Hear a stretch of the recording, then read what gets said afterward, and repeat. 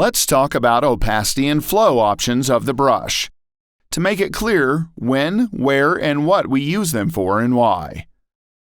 I'll go ahead and explain to you the difference between one and the other. However small that difference is, it's important when processing photos with these options.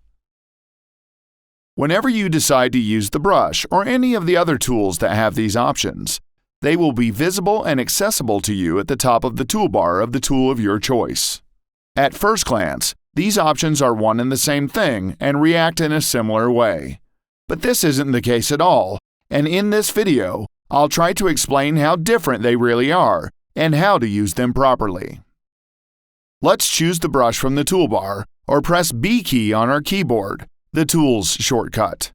After choosing it, you will see various settings such as Mode, Opacity, and Flow, which appear at the top of the options bar. Each option is independent of the other, i.e., there is no need to model one when using the other.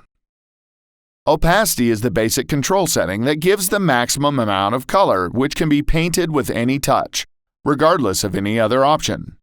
In simpler terms, this option actually controls how transparent your stroke is. Let's see how this option works. We choose our color and will now draw something with the opacity set at 100%. And look what happens. What I get is 100% opaque.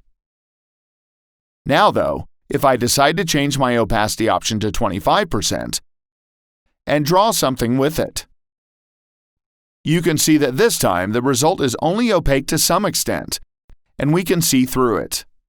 Now that I've chosen this value, if I cross the same point without lifting my finger from the mouse button or the pen from the tablet, you can see that the maximum opacity in any one spot I can reach is this 25% threshold.